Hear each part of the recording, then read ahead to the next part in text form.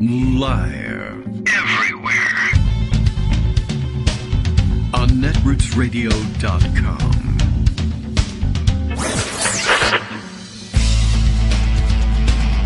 David Waldman. Kagro. In the morning. Now, here's David Waldman.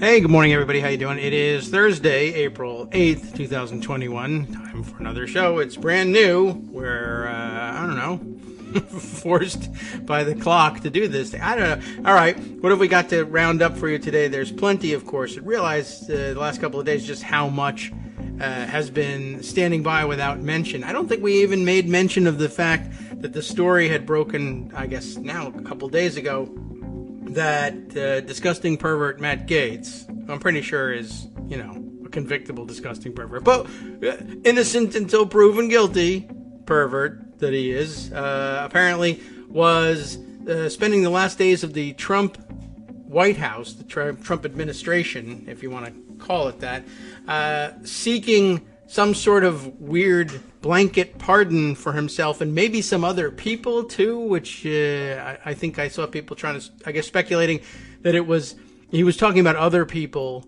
needing pardons as sort of an effort to cover up his own criminality. But I guess it was clear to somebody anyway inside the Trump operation pretty much what it was he was seeking a pardon for, though he wouldn't say as much, and he wanted some sort of blanket prospective pardon, like in case there's a crime, whatever it might be, I think I should get a pardon, which is an awfully weird thing to be asking for.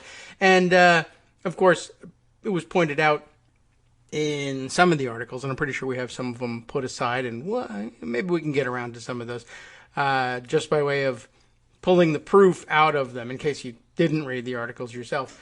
But I think it was probably shocking enough news that you may have done it, and maybe that's why we skipped the story. Certainly spent enough time on Gaetz, but I guess, I don't know, he's, one was looking for some sort of blanket coverage, and, I don't know, now I forget what I was aiming at with this thing, but because I'm so astonished at rediscovering the story itself, but a very odd, very weird situation. And of course, the fact that he was under investigation during a Trump administration by the Justice Department, I don't know how he thought he was going to escape that, and how he was going to invent a brand new class of pardon for himself. Yes, what I was going to get at was Matt Gaetz still is, and of course even then was, a rather obscure backbencher. I mean, he's made a name for himself as being an out-front jackass, but he's never done anything, and he's not an important person in the House by any stretch of the imagination. He's made himself a celebrity in Trump world by being the staunchest possible defender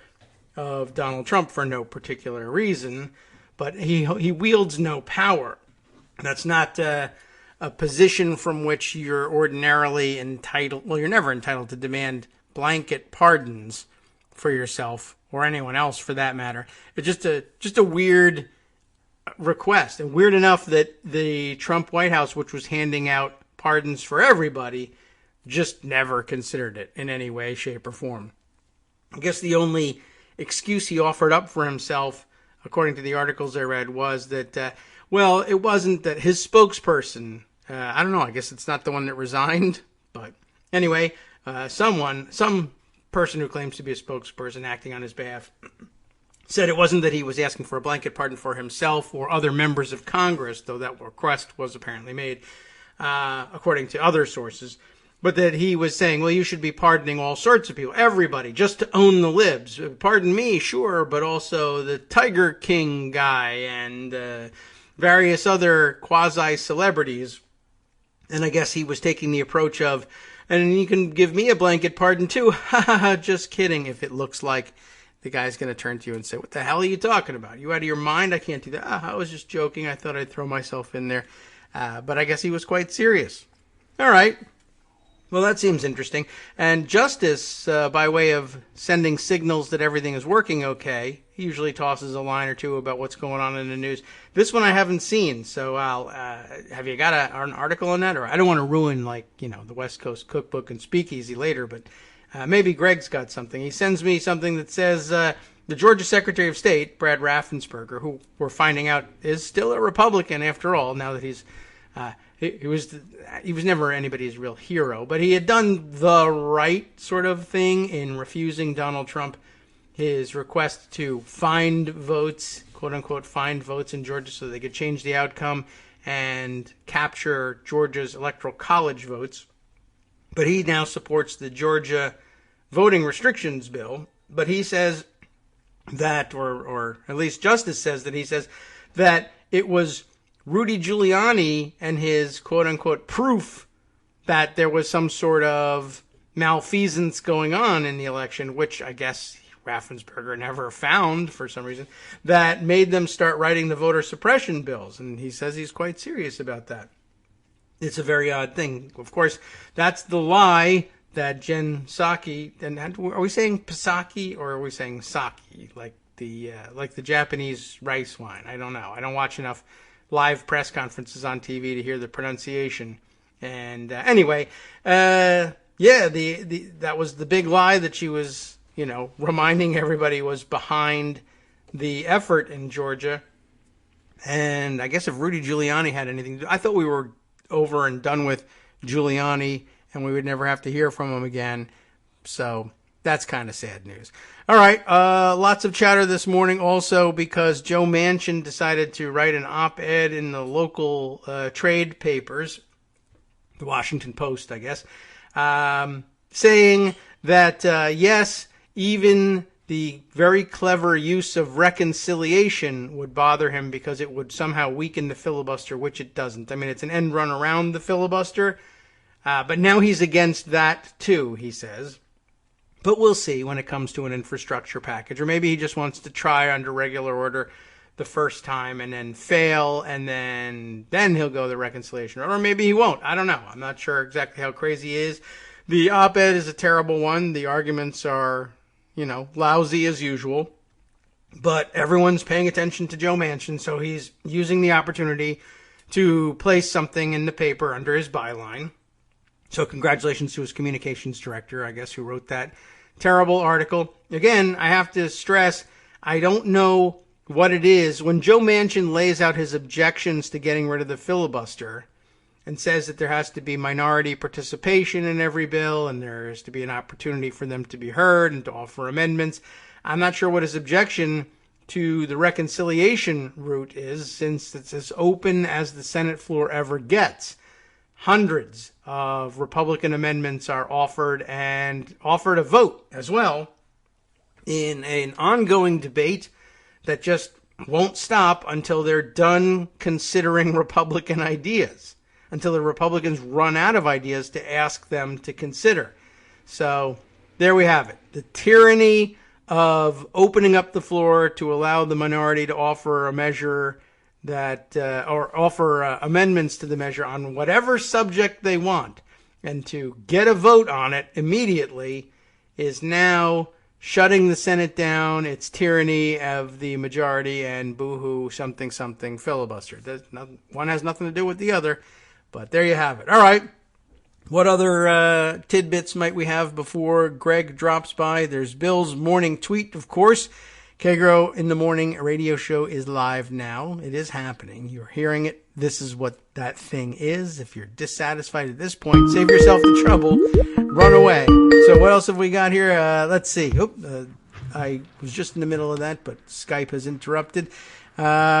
Even though I had already answered Greg's call, I wanted to pop back up again. Let's see. So the radio show is live now. That is, unless Joe Manchin and Kirsten Sinema object, in which case the only thing you'll hear is America's dreams dying a slow, painful death.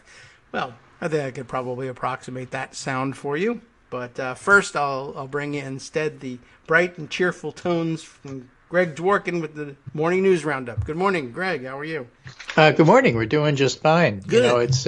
It's wonderful to wake up to songbirds It's that time of year, and it Tweet, just retweet. reminds you that a Yes. lot of good things are happening, even while all the bad things are happening. So you got to balance all that stuff. That's the sound of them gargling worms, which is Exactly. And the blue jay comes and alerts the Get chorus that the feeder's now full and they can come, and it's fun. Squirrel beats him up, Yeah, and then the bear comes and beats up the squirrel. That happens. I know an old lady who swallowed a spider. Yeah, and it just goes on and on and on. So speaking of going on and on and on, there's Joe Manchin, but you got to step back and look at it this way. Yes. Joe Manchin was opposed to getting rid of the filibuster for the COVID-19 relief bill. What? And it passed. Oh. And so, that what you can do with reconciliation, you do. And so what if Sinema and Manchin don't want to get rid of the filibuster and everything the Democrats want to do gets done through reconciliation? I mean, everything can't be. I don't think you can make an argument that the Voting Rights Act is budget neutral, or whatever. But a lot of it can be. And so to the point where you don't have to push them, who cares? Let them posture. Yeah, I mean, if that's all it's going to be, I don't know what their objection is going to be at the end. It's very weird, and I can't figure out exactly what's wrong with it. The rules aren't changing, and everybody gets to vote on a whole bunch of stuff. I'm not certain what your objection to reconciliation is. So I guess you're not powerful enough. I mean, you're now the deciding vote. How much more powerful could you be? Sinema has been a little bit more difficult and a lot more quiet. Manchin has been all over the place. He said he doesn't want to get rid of the filibuster. He wants to negotiate with the Republicans, and he's not going to stand in the way of getting stuff done. So how do you reconcile all of that? We'll see. I'm still of the mind that Manchin wants to be able to take stuff out of anything that the Democrats do. And so the way to get around that is to load it up with things that Joe Manchin doesn't want and then let him take it out. Right. And then you get to your original point. And so that's how it worked with COVID. It's probably going to work that way with infrastructure. The Republicans are just losing it over the fact that infrastructure is popular. So we're going to start off today with a Ron Klain tweet. He's, of course, the White House chief of staff. And he has a morning consult poll with a lot of different goodies in it that he passed around yesterday with the heading, "Another look at the data, strong support for virtually every piece of the American Jobs Plan." Okay. That's, Okay. He says, modernizing roadways, veterans hospitals among the most popular. So what they do is they break it down to strongly support, somewhat support, don't know, somewhat oppose, and strongly oppose.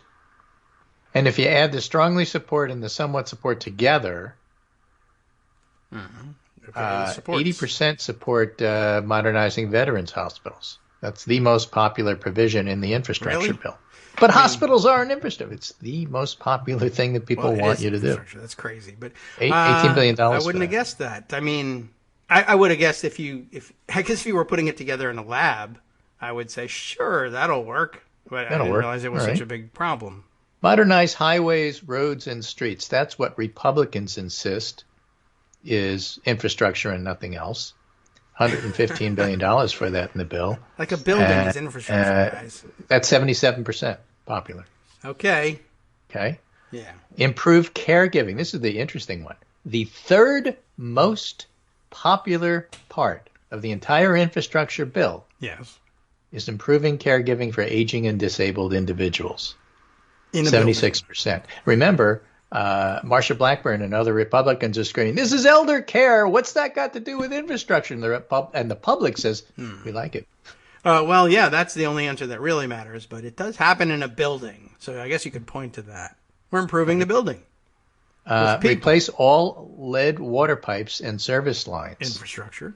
73%. Okay. They say it's not. Kristi Noem said, "How can you, the only thing that goes through pipes is water. Come on, that's not infrastructure. I don't even Where's my airport?" Yeah, I mean, that's not even a building. That's just blacktop. But it's infrastructure. I can't understand what they're trying to do even. But that's the thing. It's an incredible. What my point is that everything in this bill is incredibly popular, and it's unclear what they're trying to do. It's probably what they tried to do with the first bill. Just raise doubt. Doesn't really matter what. Throw stuff against the wall and see what sticks. It's not COVID. They could try that. Build and improve public schools. To me, that's infrastructure. It's $100 billion in there. And in fact, it even helps to improve it to the point where you can actually open windows and ventilate the schools and help with COVID. $100 billion for that, 72% popular. Well, the kids will escape. Right? Boost medical manufacturing, 65%. Okay. In Modernized public transport. Amtrak and local transit, that's usually infrastructure. It's 63% there. Yeah. Okay, 62% for increased high-speed broadband internet access and affordability. Internet isn't infrastructure. They didn't do that in the Eisenhower era. Yes, they did. I don't know. I'm going to say they did. I'm going to say they did. Yeah. So energy efficient housing and retrofit to bring it up to speed. Let's see, 33 plus 28. So carry the 2, multiply by 4. Still looks pretty popular to me. Calculators. And there's improve airports, which is lower down on the list. That's what they consider infrastructure. It's okay. 21% say really do it, and 34% say okay. Right. Should be able to open windows on planes. And then electrify the transportation sector. That is to say, make electric vehicle charging stations. Excite it to some. Okay. That's over 50%. It's 53%, as a matter of fact. Okay. I don't know. And at 50%, plug orphaned oil and gas wells and restore abandoned mines. They didn't say anything about, getting rid of toxic wastewater dumps in Florida. Restore abandoned mines? But that could be, something that is considered infrastructure as well. So. See, the point here, everything that's been proposed in the bill that the Republicans are saying, oh, this isn't, oh, you can't, the public says, come on, we want it. I do it. Don't know. I really don't know where they're coming from. Bipartisan.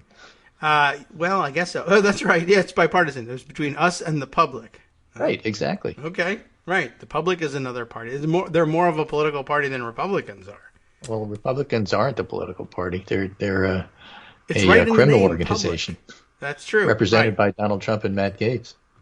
I think that's about right. Let's see. Republicans, recans is what they're adding to this. But public is right in the middle of that. So we'll work with them. So while that's going on in terms of the Democrats suggesting that what they should do with their governing ability, since Republicans, as it said, like to rule, but Democrats like to govern, they're actually, with their governing abilities, trying to get stuff done that the public wants and needs, which is a good thing.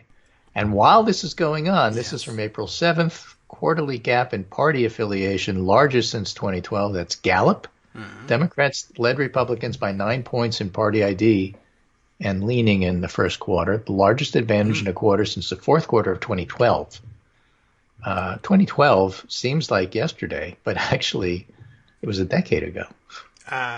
Right. That's why it seems like such a long yesterday ago. Yeah. Republican Party ID down to 25% as independent identification surges. So when you actually go and look at the graph, the 9-point lead is pretty impressive. It was tied as recently as 2019, it looks like. Now, it's been big before, and it gets tied, and it's big before. It's rare that Republicans lead, but on rare occasion they do. But not now. 49% identify as Democrats, half the country. And so you're doing something that's popular.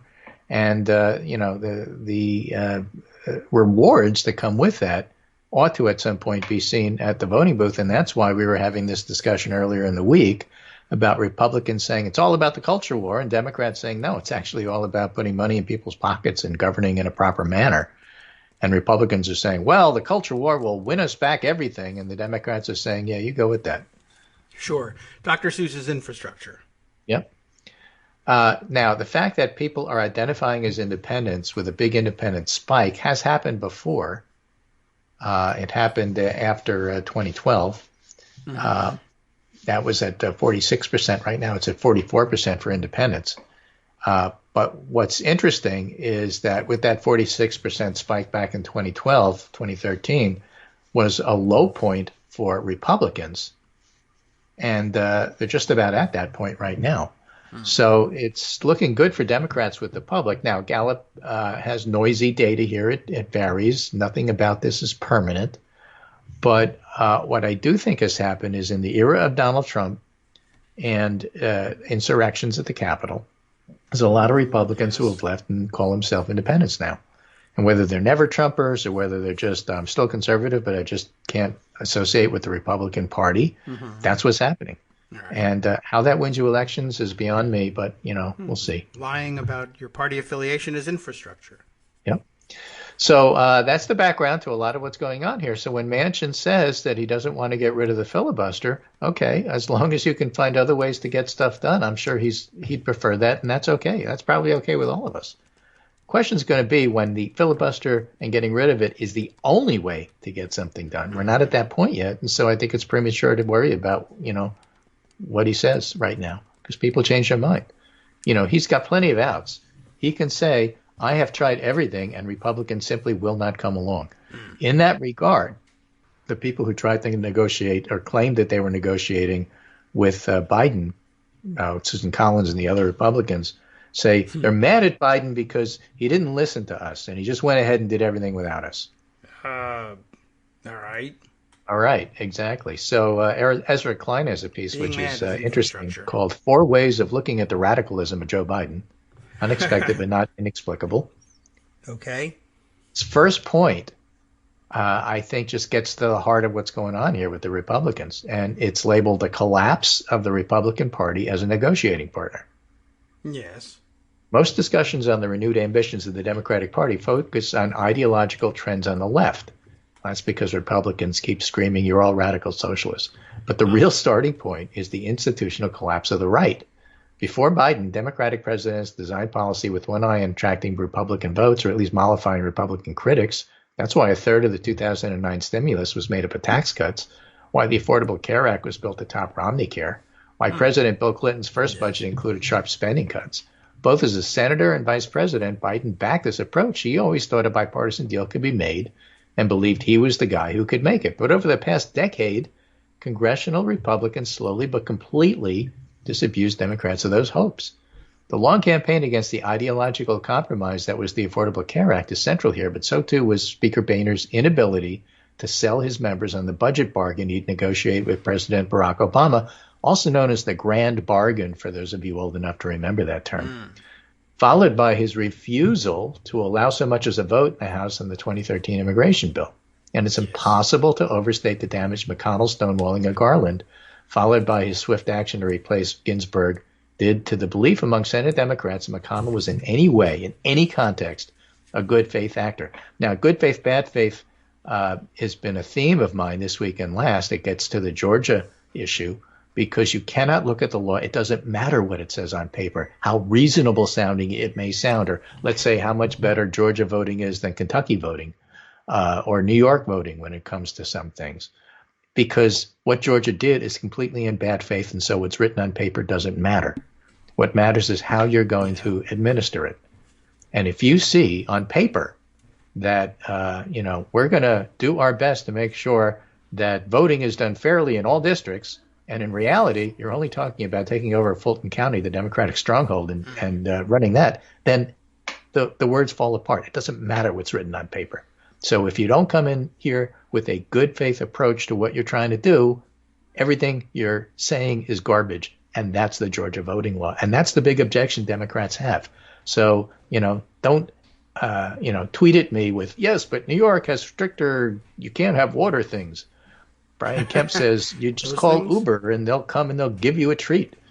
And they'll probably even charge you more for an accurate toss from the car, Yeah. But that implies you have the money to do Uber and all sorts of other things about who should vote and who shouldn't vote, getting to the National Review point of view that we want to go back to Southern landowners. That's who should vote. Ah, I see. In any case, back to Ezra Klein with the free association here. The result is that Obama, Biden, and the key political strategists who advised Biden and almost the entire Democratic Congressional Caucus simply stopped believing Republicans would ever vote for major Democratic bills. That's because Republicans are never going to vote for major Democratic bills. It's pretty simple. Well, they keep saying they won't, and then they keep delivering on that promise. So when Susan Collins says you're not listening to us, well, what Republicans are you bringing along with you? And show us that you're actually going to vote for something. And until you do, You can participate in reconciliation. Reconciliation doesn't mean that only Democratic votes are allowed. If you think that there's a problem, that the bills coming up aren't bipartisan, if that's in your mind the problem, just vote for them. Then they're bipartisan. Problem solved. It's the simplest thing in the world. Complain about it. That's right. And you could do it, and then you could go home and say, I alone created bipartisanship in Washington. You said you wanted bipartisanship in Washington, and I made it happen. Right. But somehow that won't work. I don't know. It's weird. Now, Ezra Klein also points out there's a whole different younger group of staffers here. David can attest to this, but staffing the Hill, a lot of it is a young person's job. Yes, because the pay is low. The pay is low, the hours are long. Yeah. And so there's turnover. And so the young staffers who are there in Congress now are not the staffers that were there in the Biden era. He may have outlasted all of them, but, different people. And different people come up with different sensibilities. And they didn't grow up under Reagan. And they don't think that bipartisanship is the way things work because in their growing up, that's not how it worked. Right. In their adult working life, even if they have been there for some time. It's been a long time since there was any real serious bipartisan cooperation on anything at all. And then even when it was, the odd thing is where there used to be occasional areas of cooperation, it was usually on infrastructure bills. So I find it a little bit weird that has fallen apart now, too. Isn't that crazy? Mm-hmm. So another thing that Ezra Klein points out, which is really ironic, and that is that Biden has less trust in economists, and so does everybody else. That's not good for my son. Right? Obama's constant frustration was that politicians didn't understand economics. Biden's constant frustration is that economists don't understand politics. Well, that's, that's fair criticism for sure. Yeah, and especially true because the economists have gotten everything wrong about telling us how to deal with the pandemic, so now we all hate them.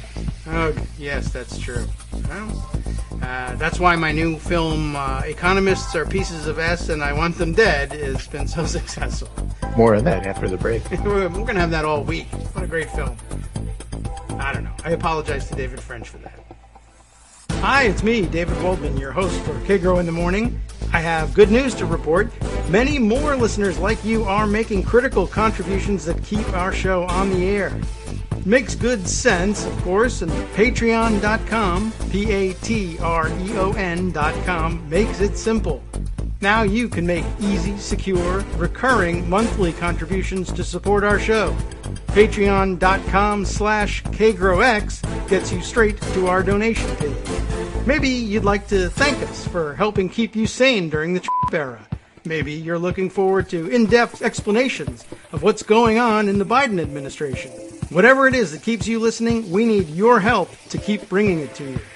And hey, if you happen to prefer using PayPal or even the Square Cash app, we're up and running with those options too.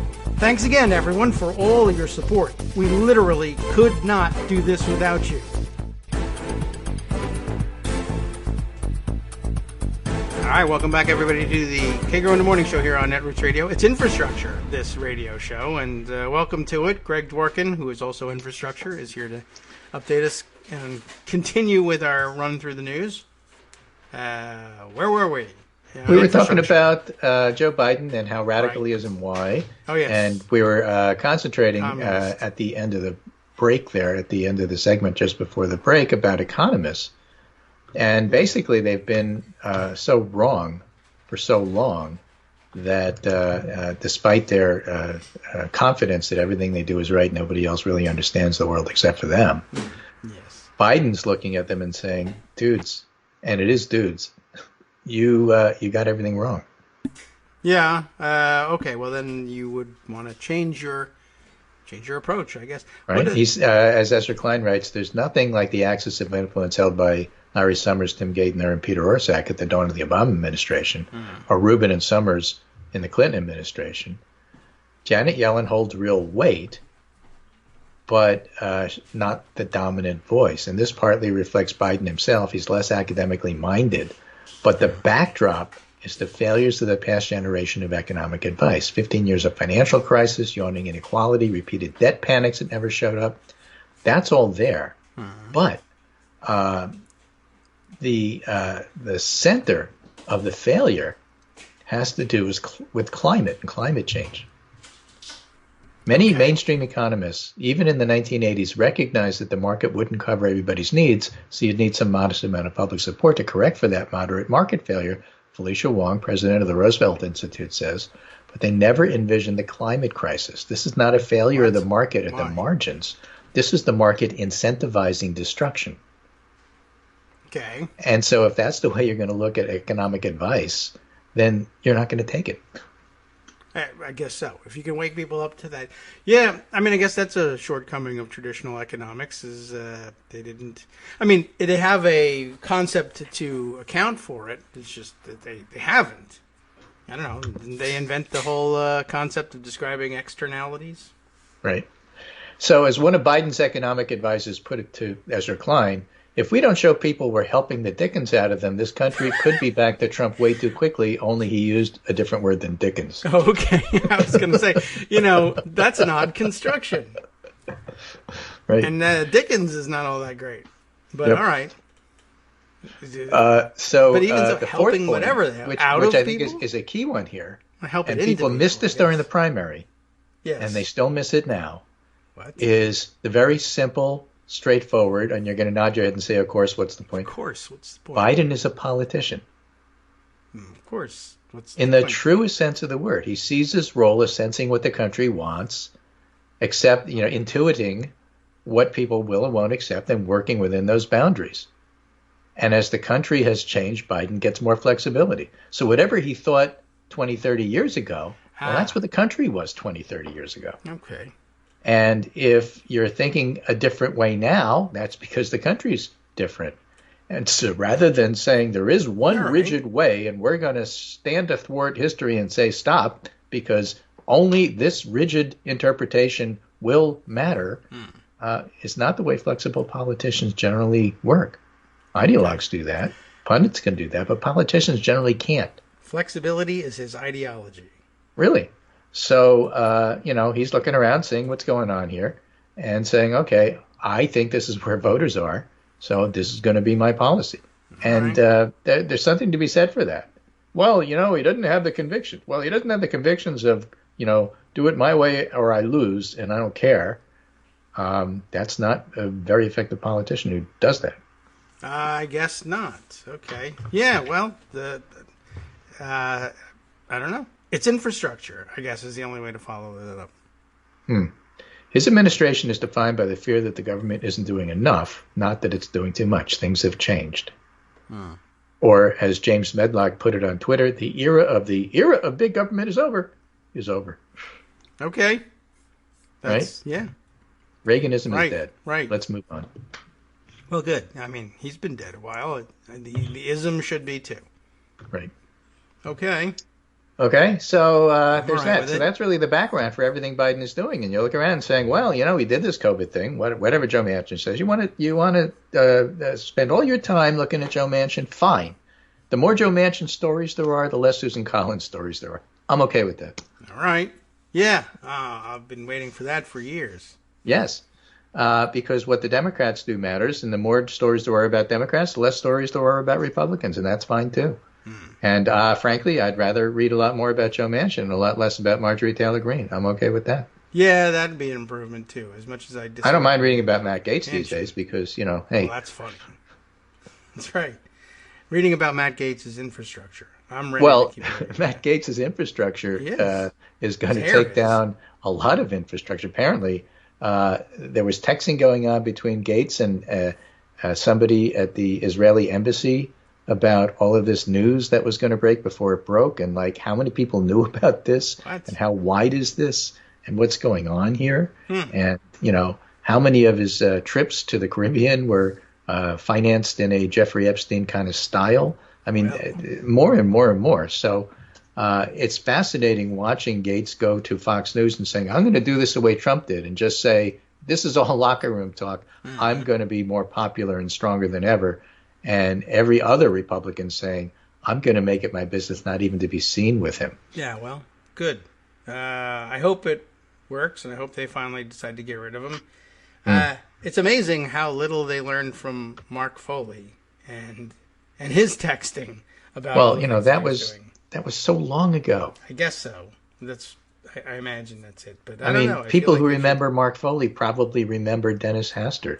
Yeah. They probably remember him as Speaker of the House and not a disgraced former, perv, basically. I guess. I don't know. Not a former perv, but he's a disgraced former House member. Yes, right. House leader, House Speaker.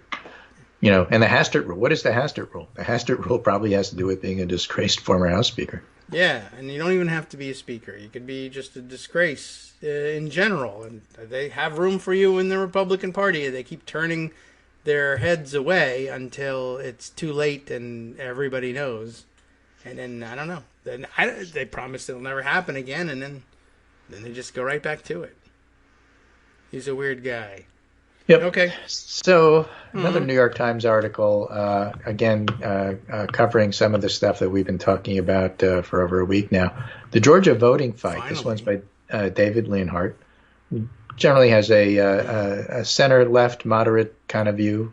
Right. Mine. I like being there. I like to consider that I'm actually the center of the political universe. Everybody's either to the left of me or the right of me. I don't know how you feel about it.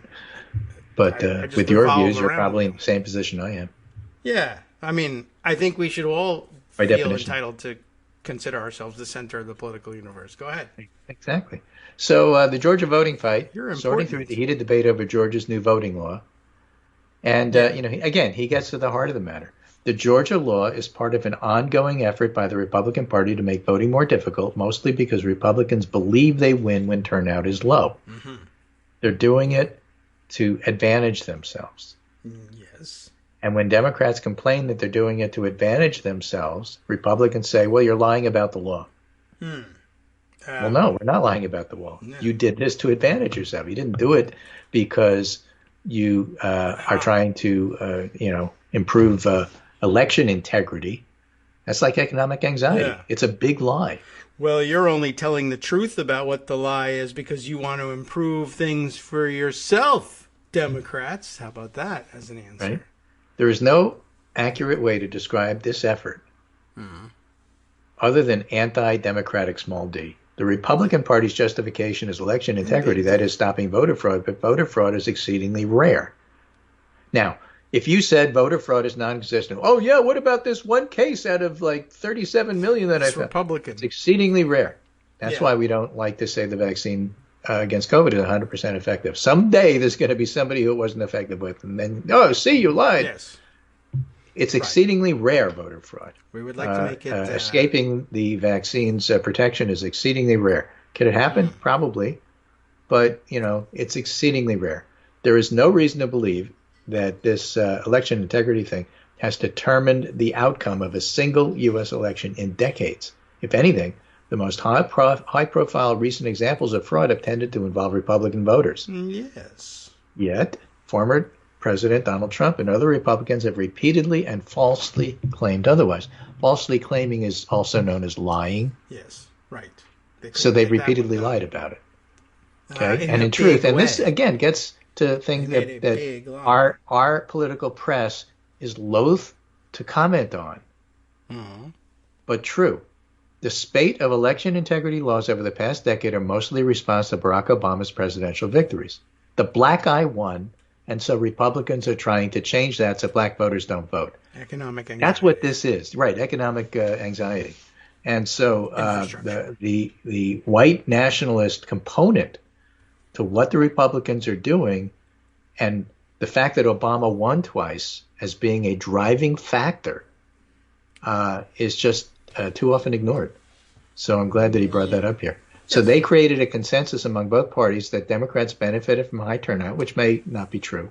And Republicans in many states have responded by trying to make voting harder, especially in cities in heavily black areas, through onerous identification requirements, reduced voting hours, reduced access to early voting, and more. And the new Georgia law largely fits this pattern. It's a response by Republican legislators and Brian Kemp to their party's close losses. The law reduces hours for absentee voting, increases ID requirements, limits the distribution of water and food. They do make some improvements to the original proposed law and some minor improvements to existing situations, and in some cases Georgia's in a better situation than other states. That's got nothing to do with the bad faith reasons for why the law was passed in the first place. Yeah. For example, one provision seems obviously targeted at Atlanta, the Democrats' most important source of votes, a new limit on absentee ballot drop boxes. It's likely to reduce the number of drop boxes in metropolitan Atlanta to fewer than 25 from 94. And there's no rational motivation for the passage of its new election law other than demonstrating fealty to the false claims elevated by Trump. The Washington Post Philip Bump wrote, Perry Bacon in 538 put it this way: the enactment of this law in that state is a particularly alarming sign that the Republican Party's attacks on democratic norms and values are continuing and in some ways accelerating. Now, what the impact might be is up for debate. What the intent is crystal clear. And so I've been spending a lot more time talking about intent than the actual results, because the actual results are unclear until you actually see the results. The intent is crystal clear, so let's talk about that. All right. And the intent also affects how you interpret the law and how you administer it. And if your intent is bad, there's no way you're going to administer it fairly. It's just impossible. Yeah, I mean, that's of course the point of passing the bill to them. But yes, and that's right. That's the point of passing the bill to them. Yeah. So when you call them out on that, that's what you're calling them out on. Yes, but Biden said this and it was wrong. Well, that's not the point. The point is why you passed the bill and what you're trying to do. Okay. Yes, people would want to know that. Yes.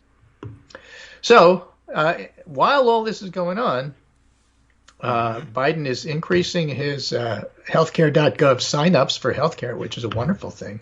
Yeah. Good. Don't forget, taking care of people with COVID also requires you to have health insurance in our current system, because the economists have screwed everything up for the past 15 years for all of us. True. But so, shots are free. He's continuing to govern, and at the same time, he's got a problem, and the problem is that there are areas of the country where the virus is, in fact, accelerating. Well, they're pro-virus in some places. Well, they're weird. I mean, the variants are really having a major issue, and also opening up too soon is a problem. Michigan is a case in point. Michigan is one of the places where the virus is threatening to get out of control. And part of the reason is that Whitmer's efforts to try to contain things have been stymied by the Republican legislature there. Yes. The Republicans in Michigan are pretty right-wing. Yeah. And they've blocked health initiatives that might have helped. And with the variants, there's an argument being made now that Biden ought to be a little bit more flexible and start making decisions about vaccines not based on, okay, we'll distribute it by population and we'll distribute it fairly. It's about time to start distributing it unfairly. Oh. That is to say, prioritize the places that are having problems. Send more vaccine to Michigan. Yeah. Okay. Send less to southern states that aren't exploding right now, who don't want the vaccine anyway. It's not, you're not hurting them. You're not trying to harm them by taking vaccine away. If they don't want it, give it to people who need it. Yeah, well, I mean, sure. Just like giving away the leftover doses. You'll get yours doses. when Michigan is under control. And in fact, it's going to be soon enough for everybody, so it's going to be a non-issue. I don't think so. I think that's going to be one of the hot spots of discussion in pandemic politics. All right. Another, of course, is going to be the use of vaccine passports. And the weird thing is that is not going to be a federal response. It's going to be a private company response, and it's going to be perhaps a state response, but it's not something that Biden is pushing. And so, again, you're going to see Republicans misuse that, but the public's okay with it. The public would like to know that they themselves are protected. If they're going to take a cruise, I don't know why you would. I'm with Tony Fauci on that. When do you think it's safe to take a cruise? I don't know. I hate cruises. Oh, well, it's the all-you-can-eat. That's what he said when he was asked, and I don't blame him. I wouldn't go on a cruise. Oh. Well, but I wouldn't go on a cruise, pre-pandemic. I certainly wouldn't go now. And, so if you are going, you'd like to know everybody else on board is safe, and so you don't mind having vaccine passports. Right. But that's a private company. It's got nothing to do with the federal government. Yeah.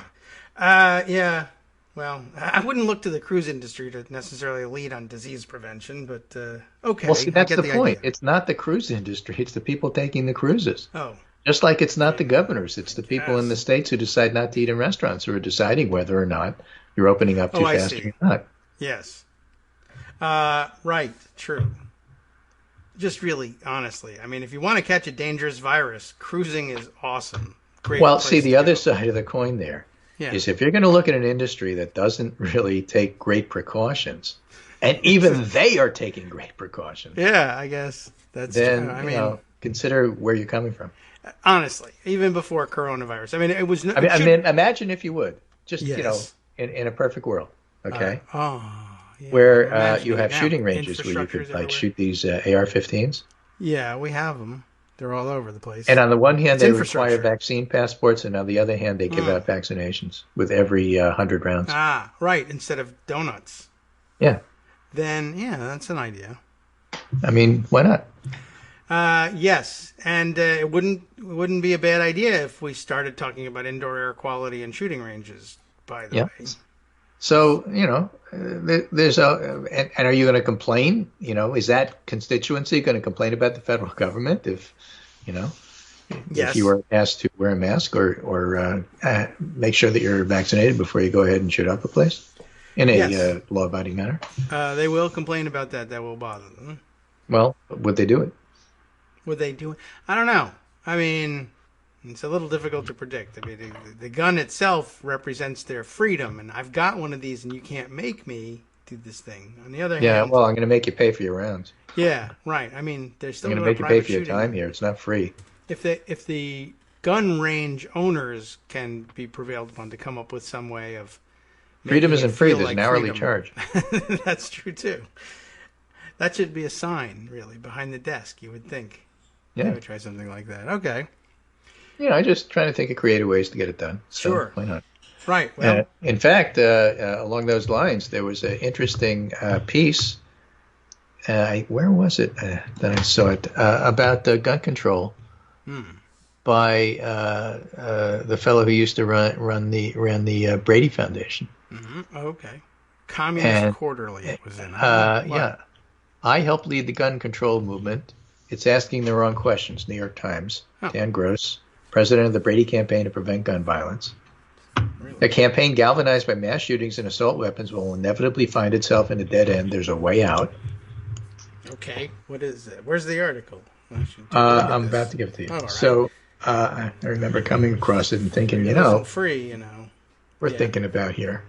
Don't take the approach of trying to block some guns from all people. Take the approach of trying to block all guns from some people. Okay. Right? Try to identify who's at risk and don't allow them to have guns. Rather than having a movement that gets everybody's back up because, I'm a law-abiding citizen. Why are you doing this to me? Yes, right. Well, we want the non-law-abiding citizens targeted, I guess he's saying. And, I guess any gun will do in a pinch for the non-law-abiding citizen. True. And the Brady campaign used to be largely about handgun control, and I guess they're getting back to their roots. Yeah, assault weapons ban isn't the way to go. There's a bunch of things you can do short of that are very popular and might have bigger effects in terms of actually talking about gun violence writ large. And so, find some compromises there. Talk to Joe Manchin. We'll see what he has to say. Guns are infrastructure. And taking away guns is also infrastructure. And you can build infrastructure with the guns you melt down. How about that? How about?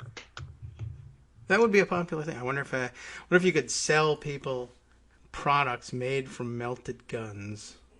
I'll give it some thought. I don't know who would buy that and who wouldn't, though. Some announcements. The president's expected to unveil executive actions on Thursday, that would be today, that would tackle so-called ghost guns and background checks. His office also released a plan to raise $2.5 trillion by overhauling the corporate tax code. Okay. And then what? And then what? Then you have corporations and the Better Business Bureau and the Chamber of Commerce saying, we can't support this because you're trying to tax us. And Biden saying, okay, fine. Public's all right with it. Oh, okay. The corporations are public, my friend. Anyway, President Biden is expected to unveil a series of executive actions his administration will take to address gun violence. All right. Let's see. He reiterated the actions the president planned to unveil with Merrick Garland, the Attorney General, and they're only a starting point because he's already set other priorities first, but I'll do some stuff. 3 initiatives right now. One rule would help stop the proliferation of so-called ghost guns. A second rule would make clear that when a device marketed as a stabilizing brace transforms a pistol into a short barrel rifle, the firearm is subject to the requirements of the National Firearms Act.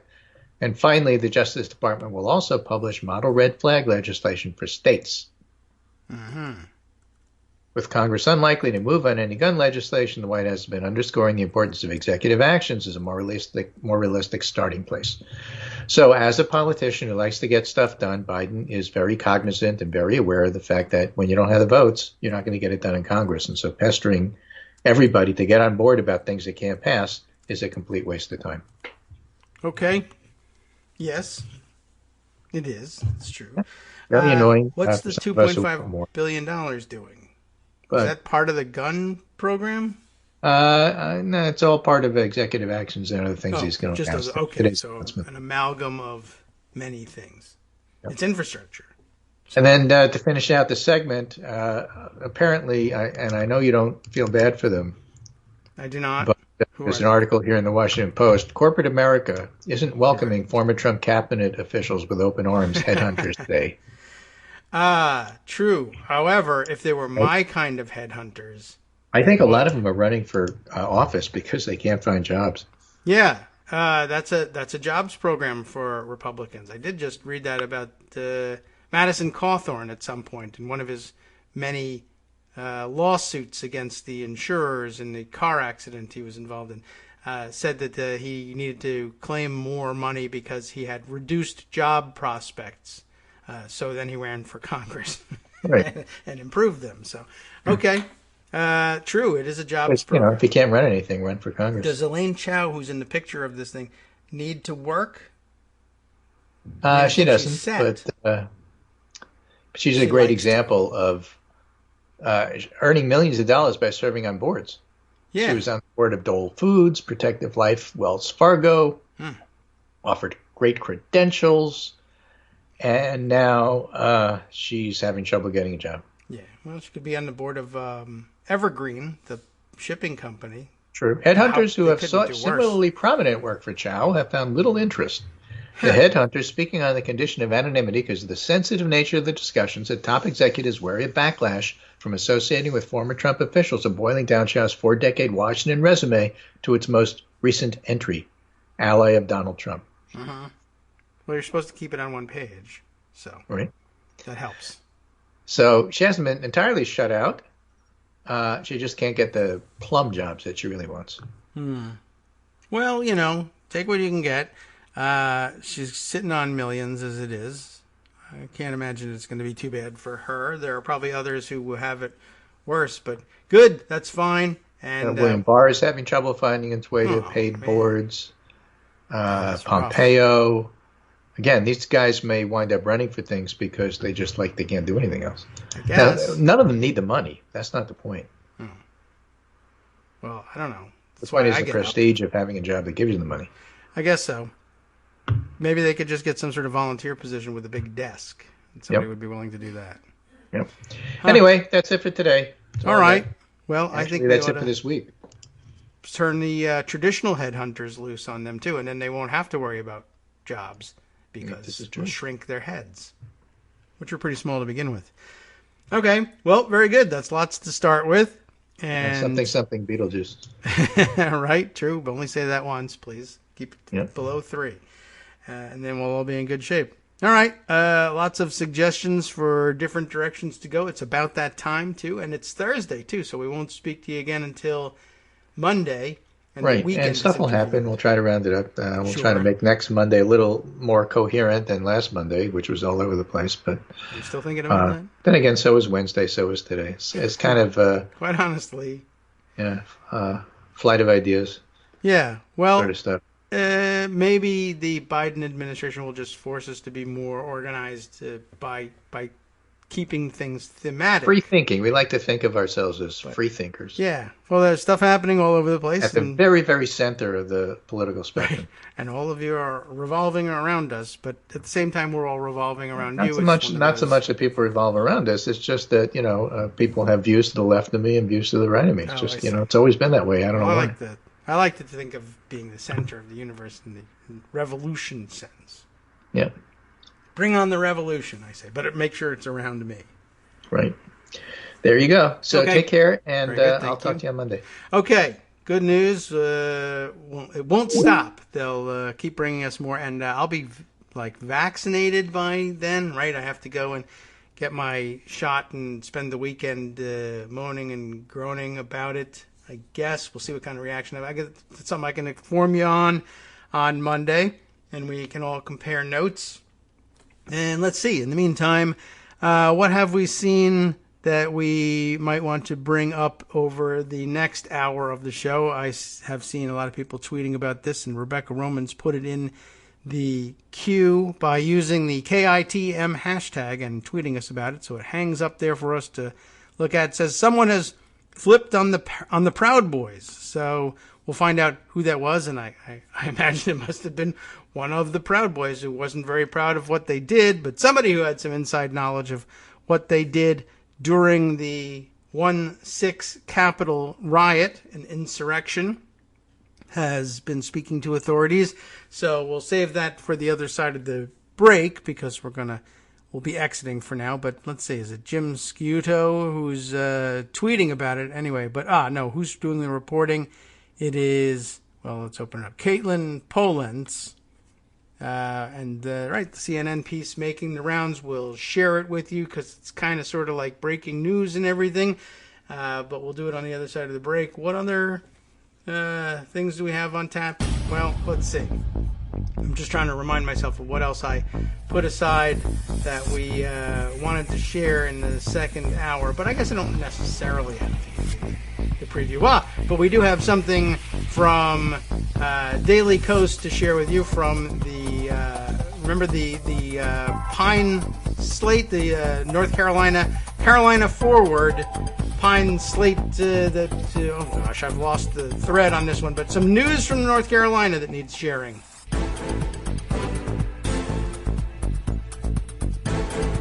All right, welcome back now to the Kagro in the Morning Show here on Netroots Radio. Over the break, I received the news via The Hill that and the way they are using those fantastic illustrated tweets.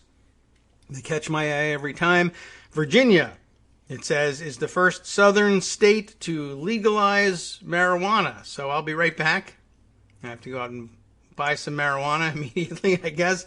And then if I did that, I may already have done it because there's this blueberry muffin sitting here, freshly baked, and it's tempting me to just eat it right now on the air. And I don't have Greg to play off against, so I could mute my microphone and eat this blueberry muffin while he's speaking. And either I have to time those things better, or I guess I could go out and buy you all marijuana, I suppose, and then you wouldn't notice whether I was doing that, but it would make you want a blueberry muffin too. That's one of the problems. I had heard this. I mean, I paid minimal attention to it, quite honestly, just because I thought, I'm sure they'll, handle things for all of us major marijuana purchasers or whatever here in Virginia. And I wasn't really paying attention to it, but I thought, all right, well, I know it's a big deal for a lot of people, and they're interested and excited about it. First person to actually mention it to me was the guy at the checkout line at the supermarket yesterday, who, I don't know, also had in his head that by July, marijuana would be legalized in Virginia. And that also, for some reason, I don't think it was a pairing of any kind, that the mask mandates here in Virginia would be lifted in July. And I don't know whether that was something that was actually under discussion. I don't know if they were paired together. I don't know if it's a good idea to do them together at the same time, or whether they just figured, but when we legalize marijuana, everybody's going to forget their masks, so we might as well lift the mandate, or what, but in his mind they were linked. So I don't think that that's actually the case, but I don't know. But that it's true. So the Hill says it's true anyway. Virginia is the first southern state to legalize marijuana. Lawmakers praised the bill as a victory for equality. And I see what they're talking about there in terms of the prosecution of drug crimes, I imagine, is what they have in mind, as opposed to the idea of let's all have an equal amount of marijuana. I don't think that's probably what they're after. All right. I mean, I don't know if there's anything to tell you about it. But it does say the timeline to set up public sale could be years. But yet it is in fact true. My checkout guy at the supermarket is right. Beginning July 1st, households can legally grow up to 4 plants for their own use. So it's... Shh, you don't have to say yes, it was. But... yeah, right. Well, now everybody's going to know. So everybody go to my supermarket and talk to my checkout guy about it.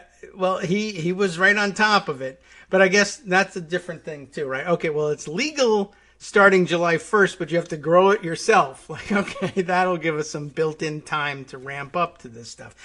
So there's going to be a lot of people, I guess, sitting over pots of soil saying, come on, come on. And I don't know whether you're allowed to just buy it from somebody else in the meantime or what. I guess I want to read this story. Virginia Governor Ralph Northam signed a bill Wednesday that makes Virginia the first southern state to legalize marijuana. The amended bill passed through the Virginia state legislature by narrow margins, which included a tie-breaking vote in the state Senate from Lieutenant Governor Justin Fairfax, the Associated Press reported. The bill permits adults over 21 to personally possess up to an ounce of the drug if there is no intent to sell the substance. Beginning July 1st, households can legally grow up to 4 plants for their own use. The fifth one, they'll put you over the line. You're in trouble. The time has come for our state to legalize marijuana. Apparently it has. The amendments ensure that while we're doing the complicated work of standing up a commercial market, we aren't delaying immediate reforms that will make our Commonwealth more equitable to all Virginians, said House Majority Leader Charnel Herring. But the timeline to set up public sale could be years, with the bill noting the establishment of a state agency to oversee a marketplace with sales beginning in 2024, according to AP. Or it just is going to seem like it takes until 2024. Maybe that is the reality of it. All right. Democratic state lawmakers praised the bill as a necessary reform to remedy inequities and warned against viewing the bill as a public license for abuse. Yes, please don't do that. This is not going to generate... All right. This is not going to generate some ganja fest at Jiffy Lube Pavilion out in the parking lot. Now, okay. I mean, I guess we should explain that there is such a thing as the concert venue, which I guess is now known as Jiffy Lube Pavilion. It's like, that's pretty random. Ganja Fest at Jiffy Lube, not just any Jiffy Lube, but Jiffy Lube Pavilion. And so, all right, and it's concerts, and all right, it makes more sense than it sounds like. Anyway, it's not going to generate that because that is smoking in public. And just like you can't drink in public, you can't smoke in public under this, says Democratic Senator Scott Suravel. So, okay, I get that. And we've just made such great strides against people smoking cigarettes in public and endangering everyone with their secondhand smoke. I think that's probably a fine idea. Yet, Republican lawmakers viewed the bill's passage as a partisan move made by a few of their progressive colleagues. It's interesting that I guess they'll just cast everything as partisan and whatever. But I mean, I guess nothing has any meaning anymore. And just as they complain that democratic definition of infrastructure no longer has any meaning, what is it to say that it's a partisan move? Like that somehow only Democrats will benefit from this, or that, I don't know. I just don't. I mean, I guess maybe only Democrats voted for it. That's a possibility. But a partisan move made by a few of their progressive colleagues. The hard-fought compromise that barely made it out of this chamber and over to the Senate has just been discarded. Oh, they're angry about the I guess there was a different version of the bill that they were at least somewhat more supportive of. Okay, well, that's legit. So why is it that it was discarded? Because some activists want marijuana legalized and they want it legalized now. Consequences be damned, said Republican delegate Chris Head. Okay, no one ever makes fun of him for his name, I'm sure. The marijuana bill was one among a slew of decisions made in the State House Wednesday, Northam said in a statement. The year's legislative session was one of the most consequential policy reforming periods in modern Virginia history. And they've been very active on voting rights protection as well. They're not so high that they forgot to take care of that, so that's good news. As this historic session comes to an end, I am heartened by all that we have done together to advance our priorities and make Virginia stronger, fairer, and more equitable, Northam said. So not even any real discussion of the inequities of the enforcement of drug crimes, but I can sense that that's underlying some of this anyway. So, all right. Very exciting, and I guess if I can go and buy plant seedlings at the supermarket, this will all make sense in the end. Getting it at Jiffy Lube, that makes less sense. And as a matter of fact, because I'm disappointed in the treatment of the justice inequities in the article, Dave R. has sent me something that will touch on that. Instead, the U.S. war on drugs is driving the displacement crisis. This is an interesting angle, too. You're right, Dave. I'm going to read this one. Why are desperate refugees turning up on the U.S. border? Remember when Republicans wouldn't stop talking about that? It was now and yesterday and probably tomorrow as well. Well, you probably hadn't thought about it this way, but it's because we have offloaded the costs of the drug war on Latin America. Well, that's where it was going to be fought from the beginning, really. We are torn by images of unaccompanied minors and overcrowded facilities at the southern border, but few in the United States are asking why so many Central American families are so desperate to escape their own countries that they're willing to risk everything, including family separation. That's the question that's at the heart of the problem. By the way, I'm reading from an article at antiwar.com, written by Inge Fricklund. I hope I'm getting the pronunciation something like the way it's supposed to be. Let's see, we'll continue on. These migrants are not fleeing some act of God, drought or hurricanes or the like, although in many cases they actually are, but there's still something for us to talk about there because a lot of that is fueled by climate change. But anyway, fleeing drought or hurricanes, etc., that is a big driver of migration. But I guess in this case, we're arguing about something else. In this case, rather, they are fleeing cartel violence and governmental corruption. As CNN recently noted, and I guess here we would be talking about the people seeking asylum in particular as political refugees and refugees seeking shelter from the warring factions in the drug war.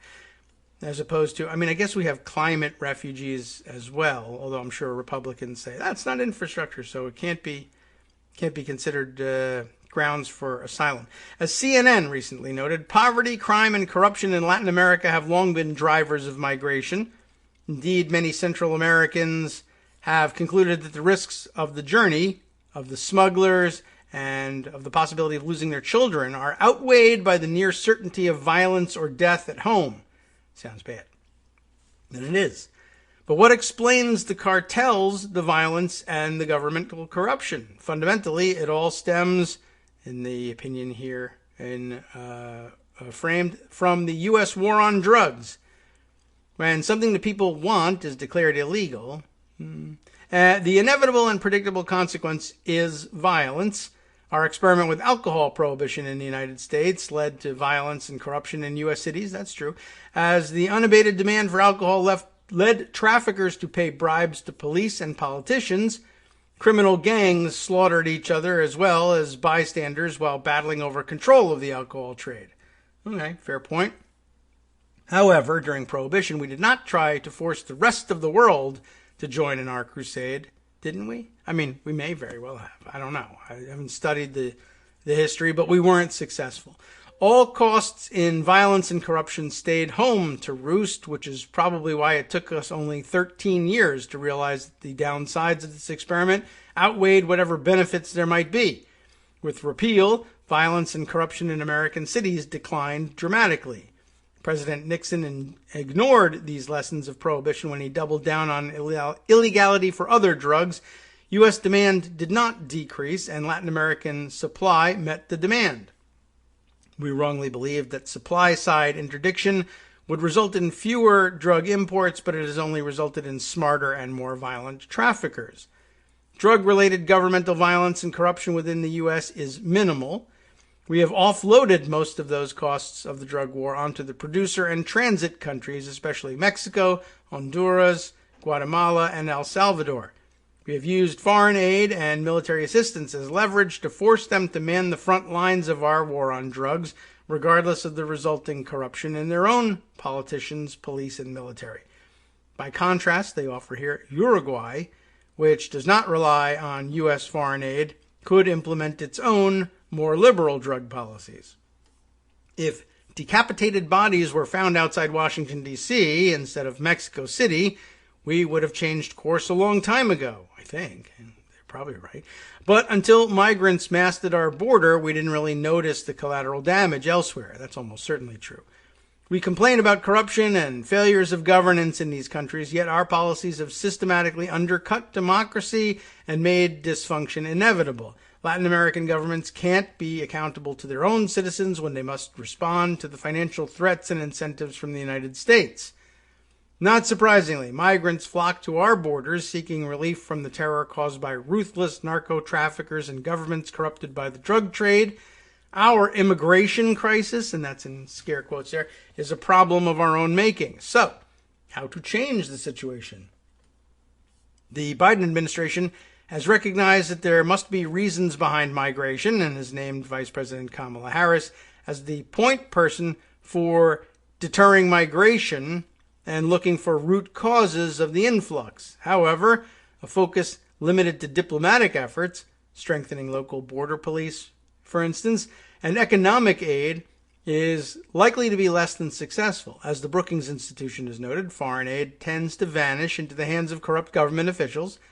More money allocated to these same corrupt government officials and police departments is unlikely to change migration pressures. This focus on fixing the Central American countries is also treating the migration problem as somehow caused by them. If only they would be less corrupt or would grow their economies, the migrants would stay home. We are blaming the victim. This completely ignores our essential role in destabilizing governments and fostering cartel violence.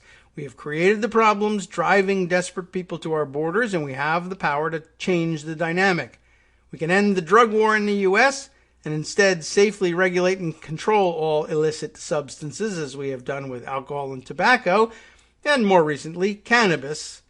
We can cease foisting a drug war upon vulnerable South and Central American countries. With drugs no longer illegal, cartels lose both market share and a reason to bribe government officials.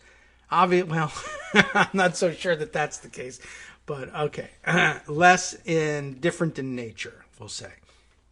Obviously, ending the war on drugs and its disastrous collateral consequences is not a quick fix for the border.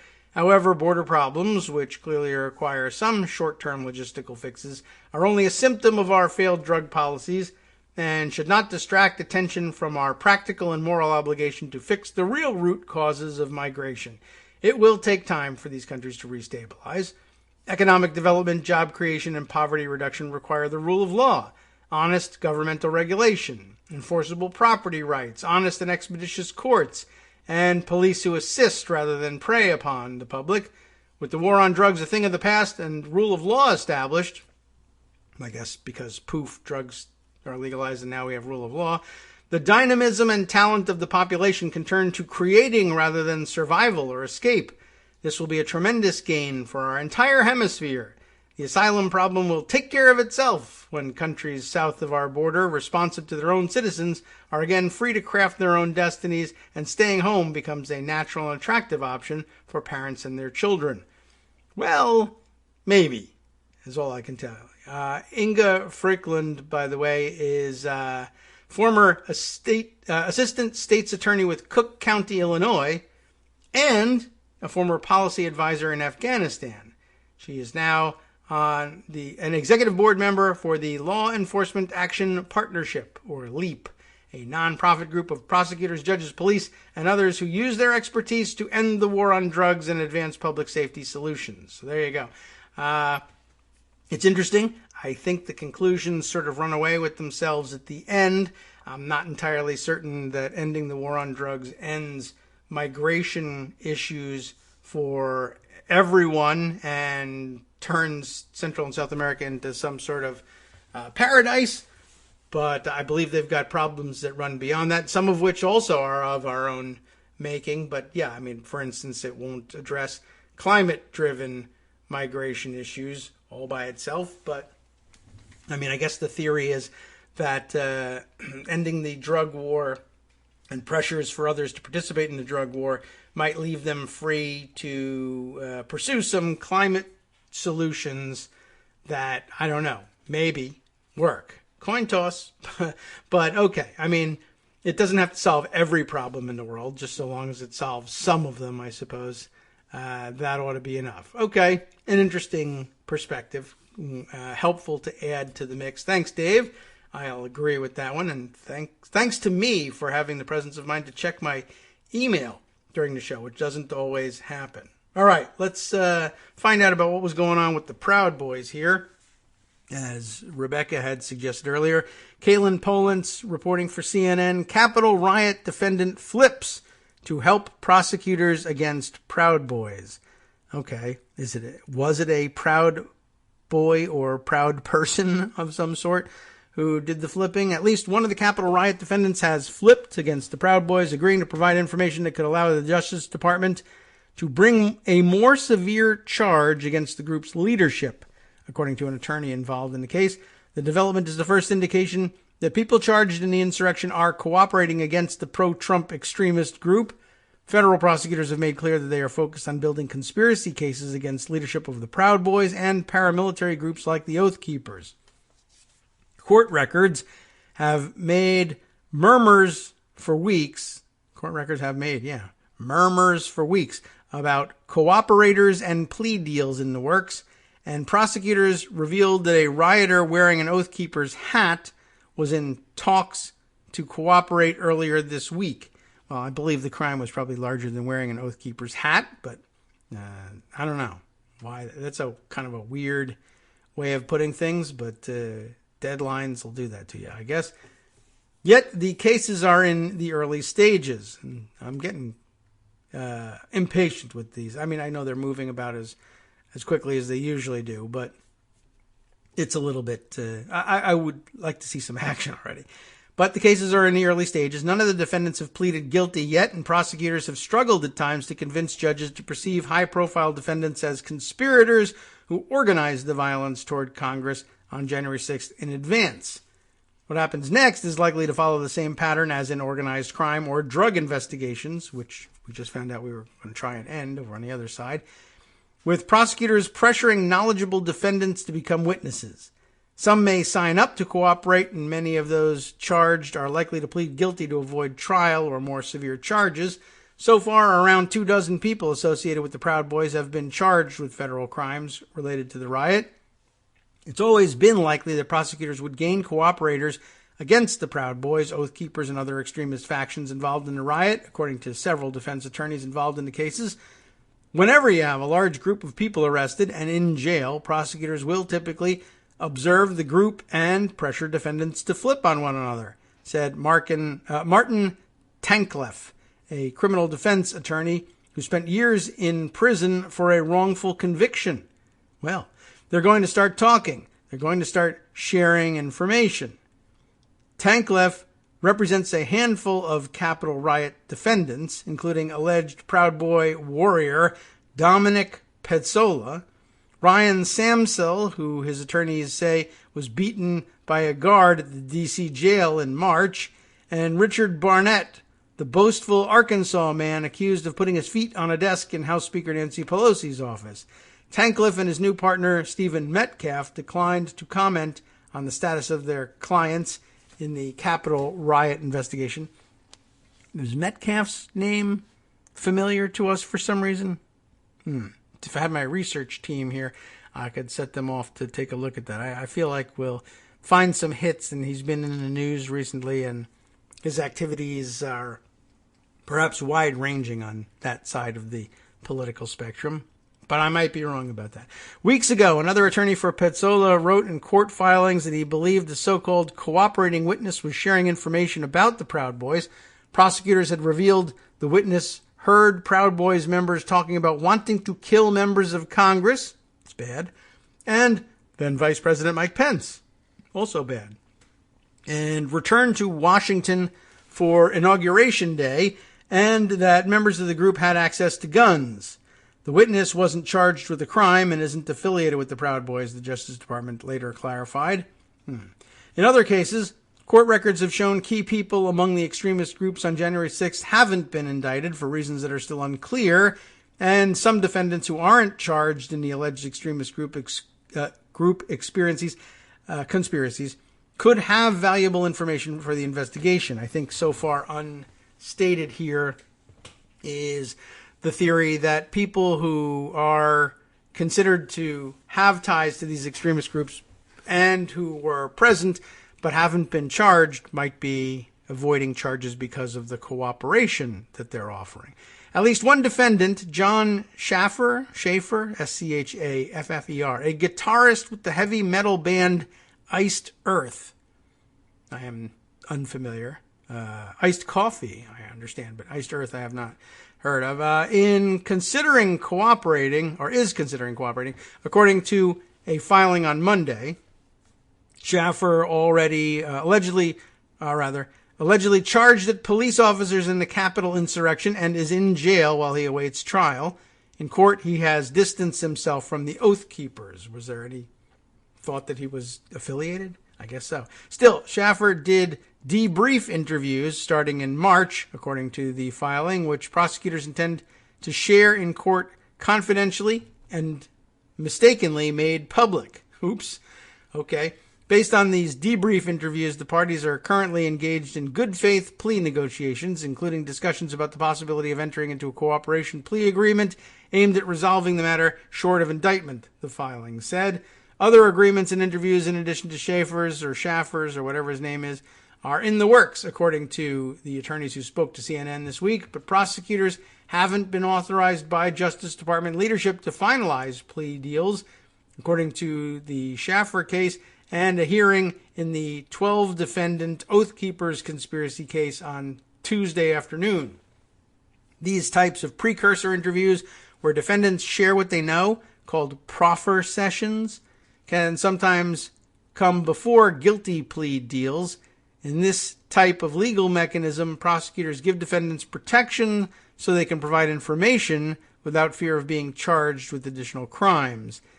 In many of the Capitol riot cases, the FBI already revealed it had interviewed defendants before or at the time of their arrests, including members of the Proud Boys. What investigators learned in those interviews, and if that information could be used to make bigger cases or lead to defendants speaking to investigators again, or even testifying before a grand jury or at trials, still isn't clear. So, okay, not a great deal of information, but it's something we want to keep up on. And it's always good news when these guys flip on one another. I enjoy watching it. It's fun and exciting. Okay, let's see. We'll keep up. Let's bring up bring up the Twitter feed here so we can see some more. Okay. Well, what other things have we got? Let's run back to Pocket and see what we've got for you. Oh, and I mentioned earlier North Carolina news, but now, of course, we're bumping up against the next break, so we'll save that for the other side of the break. But just so I get my head together on the source here, our friend, our Twitter pal, Blair Reeves, who ran the Pine Slate, I can't remember now what the name of the organization was, so give me a reminder here. Blair, and I can look it up during the break. That's good news. But as I said, news from North Carolina in a very popular shared diary under the handle of Carolina Forward. And the promise is this, by way of teasers. This is the biggest recent story in North Carolina politics, which you lowly worm, probably haven't heard about. Well, okay, there's a lot we haven't heard about, I'm sure, from North Carolina and around the country. But the good news is that after this break, you will be among the select few who does hear about it. Well, you and the thousands of people who read the diary over at Daily Kos and made it one of the most popular, then currently circulating diaries. So we'll lift the veil of mystery and get to the bottom of this story. I'll have a go at this blueberry muffin and planting some marijuana seeds, I guess, as soon as I can get a hold of them. Maybe I can go over to the supermarket and buy them. If not on the shelves, maybe that checkout guy has some to sell me. Hi, everybody. It's me, David. Let's change things up from the old fundraising pitch for just a minute and talk instead about how you can be a part of our show. If you've got a smartphone or any other electronic recording device, why not sit down and record a segment for us? Read us an important article and give us your take. Or read one of your own original essays, or even just give us your commentary on something you'd like to share that's important to you. Then send the file to me at kagrox@gmail.com, and I'll try and work it into the show. Short segments, a few minutes in length, are easiest to fit in. And of course, I can't always guarantee that I'll be able to play everything, but if you've ever shouted at your radio or TV about something you wish was being covered, here's your chance to change that. Make the show your own. Send your submissions to me at kagrox@gmail.com.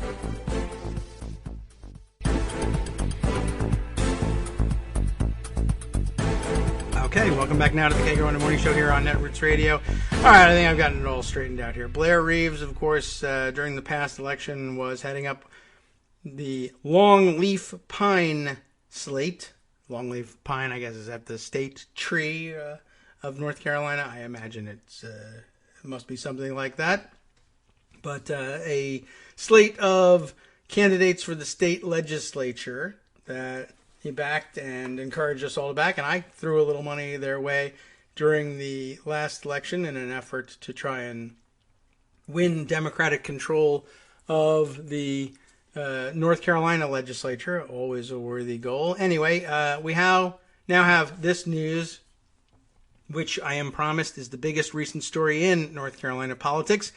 Again, shared under the handle of Carolina Forward over at Daily Kos. The other week, federal and state investigators quietly wrapped up a major 4-year investigation into claims of voter fraud in North Carolina. Voter fraud, a hot topic these days.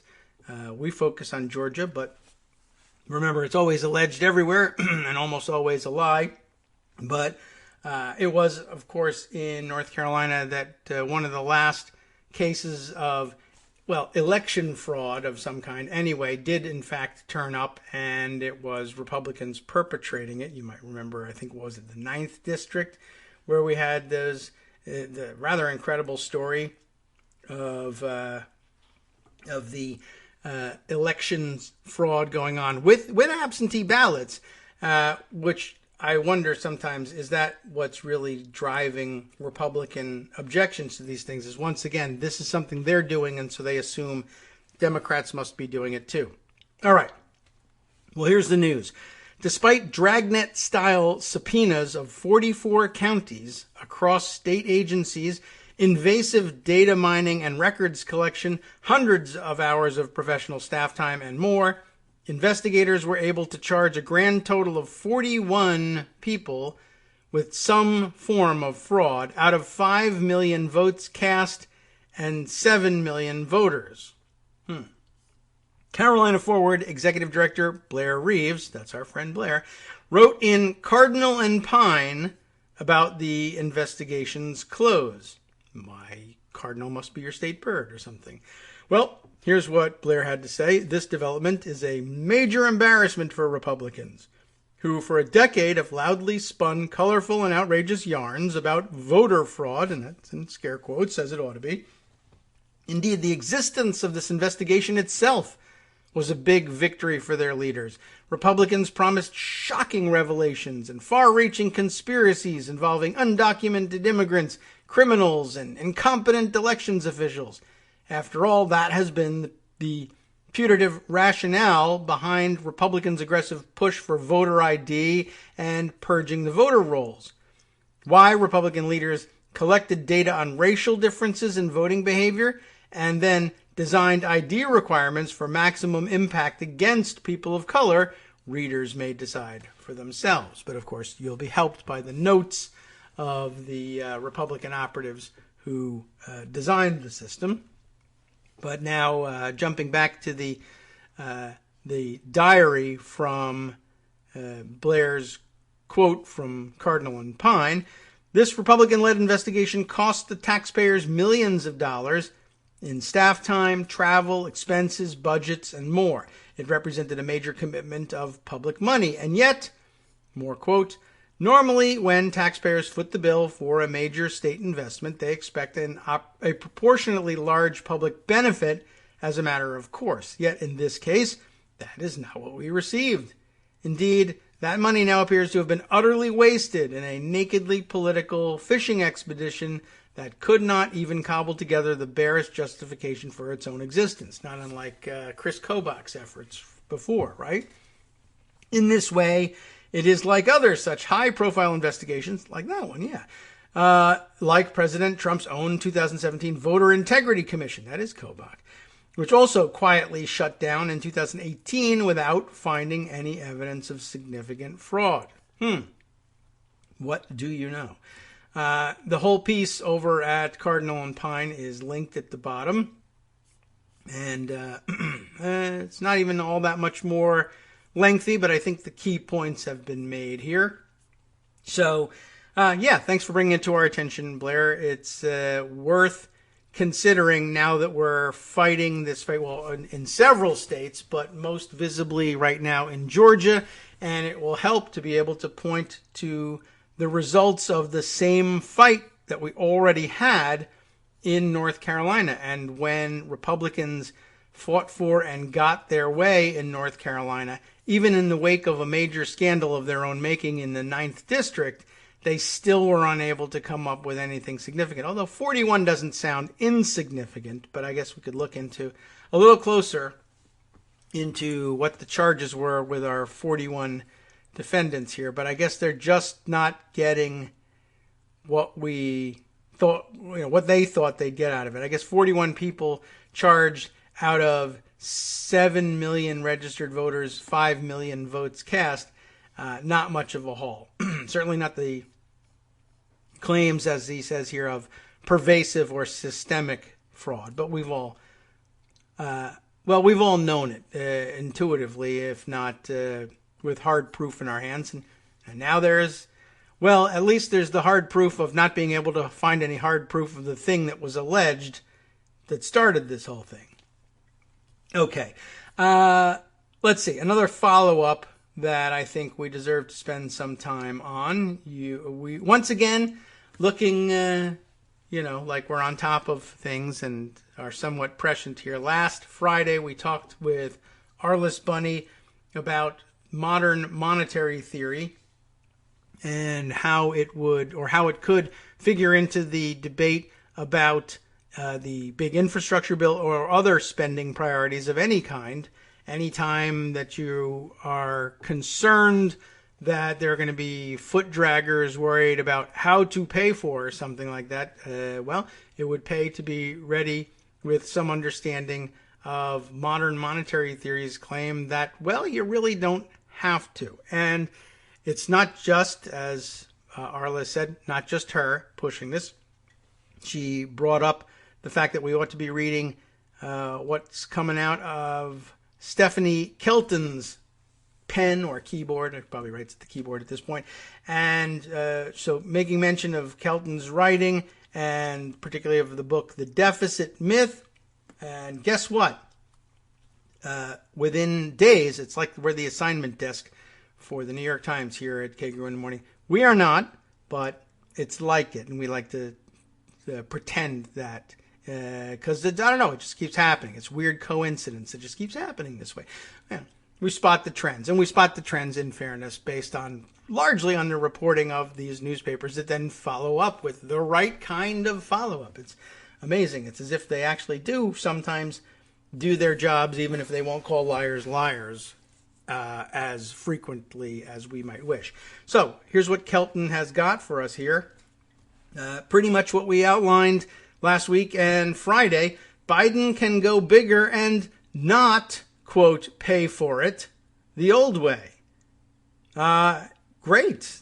Right on point. By focusing on how much revenue they hope to raise from tax increases on the well-off, Democrats actually risk limiting the scope of their ambitions, writes Dr. Kelton in this piece in the New York Times from April 7th, earlier this week. Last week, President Biden introduced a $2.2 trillion infrastructure plan in a speech, calling it a once-in-a-generation investment in America. And on Wednesday, he and the Treasury Department outlined many of the package's details, including how to, quote, pay for, and it's important that we enclose that in scare quotes, pay for it. A close look at those so-called pay-fors, and that's, I know that's a weird construction, but that's the lingo we've adopted for it here in Washington. When you need to demonstrate how you're going to pay for something, we now call those measures that you'll take pay-fors. I know it's a little weird, but that's the lingo we've adopted. So a close look at those so-called pay-fors, however, shows Democrats are thinking about fiscal responsibility the wrong way. They could be on the verge of sparking some unpleasant short-term overheating of the economy in which price increases accelerate and the purchasing power of our dollars falls somewhat. That, of course, is what we used to refer to simply as inflation, but I'm getting the feeling that maybe that's an outmoded term in the thinking of modern monetary theory theorists, but I'm not certain of that. I don't know why we've avoided the word. Maybe it's just to avoid spooking people. If the final legislation were to grow much larger toward the $10 trillion level that many progressives in Congress are pushing, it could send such inflation soaring. In an interview on MSNBC last week, Representative Alexandria Ocasio-Cortez of New York explained her mixed feelings about the president's proposal, saying she has, quote, serious concerns that it's not enough to realize the very inspiring vision that Mr. Biden has advanced, unquote. Rather than spending roughly $2 trillion over 8 years, Ms. Ocasio-Cortez and many of her progressive caucus colleagues would prefer to go way higher and on a shorter timeline.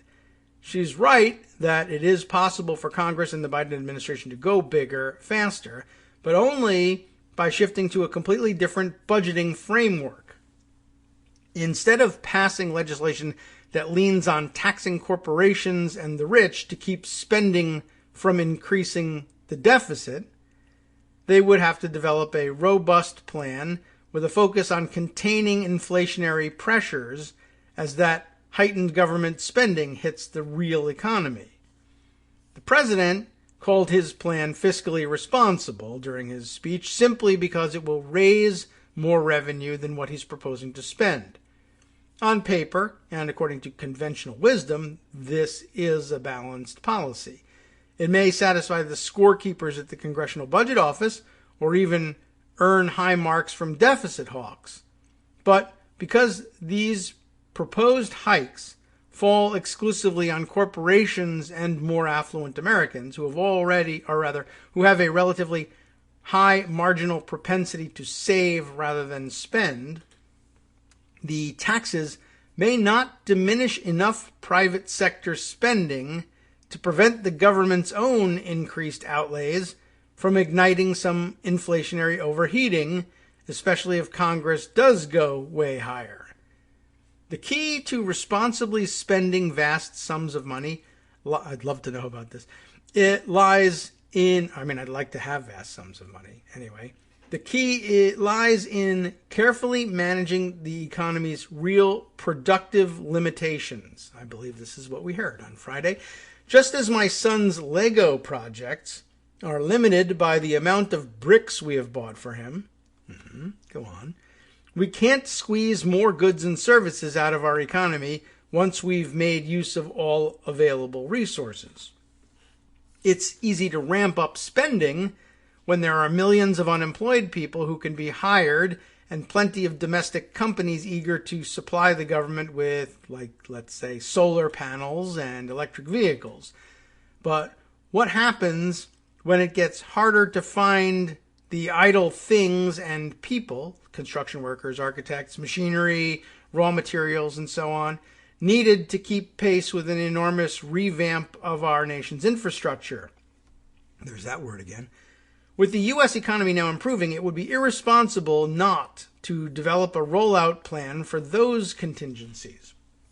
Many of Mr. Biden's proposed tax increases should be defended and even lauded, for they will promote greater fairness and curb inequalities somewhat, but it must be recognized that they will do relatively little to offset spending pressures.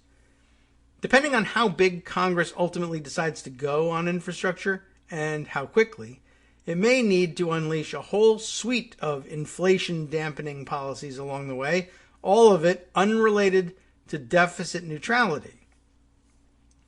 These non-tax inflation offsets could include industrial policies like much more aggressively increasing our domestic manufacturing capacity by steering investment back to U.S. shores, even using even more carrot incentives, Arliss's favorite kind, like direct federal procurement, grants and loans, as well as more sticks, like levying new taxes to discourage the offshoring of plants. Reforming trade policies is another option. Repealing tariffs would make it easier and cheaper for American businesses to buy supplies manufactured abroad, and easier for consumers to spend more of their income on products made outside of our borders, draining off some domestic demand pressures. The Biden team could also consider loosening its legal immigration policies so that even once America nears full employment, there would still be an adequate labor pool to meet the increased demand for workers.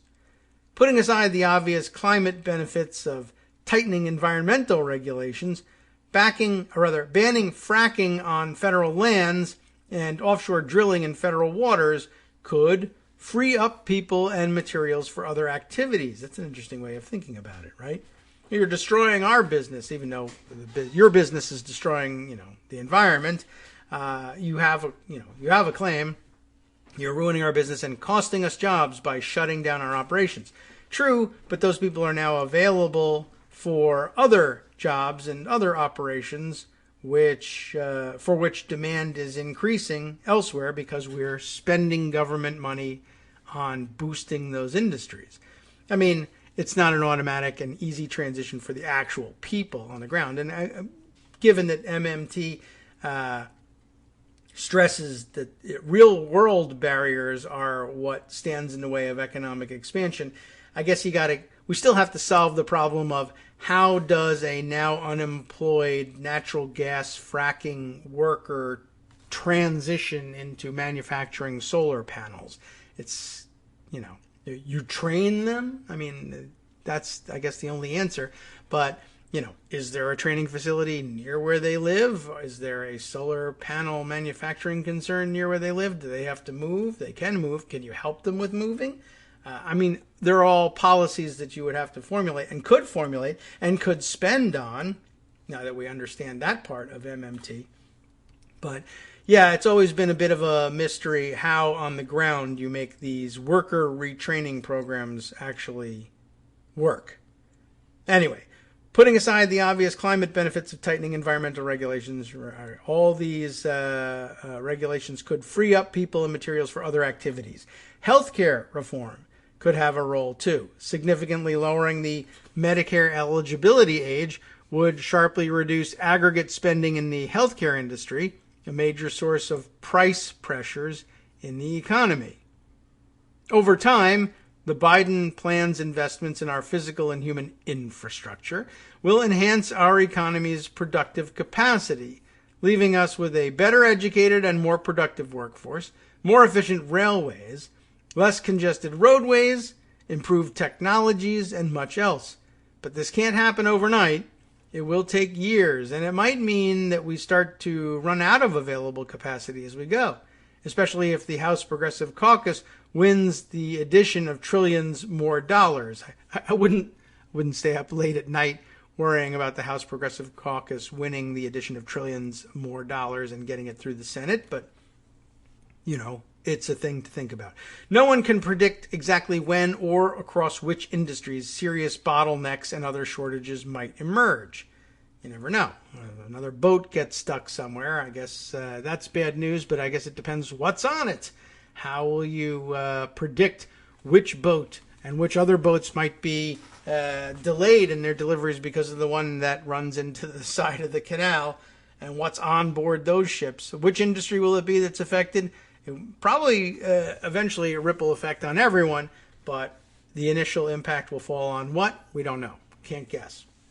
Although I did see a story yesterday about another cargo ship in distress, I think off of the coast of Norway, had to be rescued by their Coast Guard in high seas there. But this was an unusual situation. A cargo ship that was carrying apparently a mixed cargo, but most prominently, because you could see them lashed to the decks, a cargo ship carrying luxury yachts. Where they were going, I have no idea. But they had to be rescued. They were in danger of capsizing. I was amazed, I guess, that a boat full of boats was now in danger of sinking. I thought, yeah, all right, well, we got problems in this world. And I never thought we'd get to the one where a boat full of boats was going to sink. But I guess we're there now. But, okay, I mean, if you can't get your goods to market, I don't know that the luxury yacht market would necessarily be shut down by a stuck cargo ship, even one the size of the Ever Given, crammed full of luxury yachts. But, okay, more basic commodities, I think, would have to be on board in order to have a serious impact on the world economy. Anyway, back to this story here. So that's why, to avoid short-run constraints like supply bottlenecks, the U.S. government can look elsewhere for capacity. American businesses can make use of depressed conditions abroad, buying from countries with economies that might be struggling to fully recover from the economic downturn, and that will be more than happy, to mutually benefit from our boom. There will be no lack of eager foreign producers if we need to relieve some demand pressure on the domestic front. So it was unfortunate that in his long-awaited infrastructure speech, President Biden promised, "Not a contract will go out that I control that isn't for a company that is an American company with American products all the way down the line and American workers." It's interesting. You have to remember that that could stand in the way, even though it sounds good and sells well. This Buy American philosophy is well-intentioned, but could lead to counterproductive trouble. It could. You might be able to avoid it, particularly since the president has promised that no one making under $400,000 will see their federal taxes go up. Well, that's good news for most of us. I don't see any serious danger there for me. A pledge that takes raising taxes on the middle class, which has a higher marginal propensity to spend, off the table as a potential inflation offset. A Biden-led plan that is overly protectionist is a much greater inflation threat than a plan that isn't paid for in the traditional deficit-neutral budgetary sense.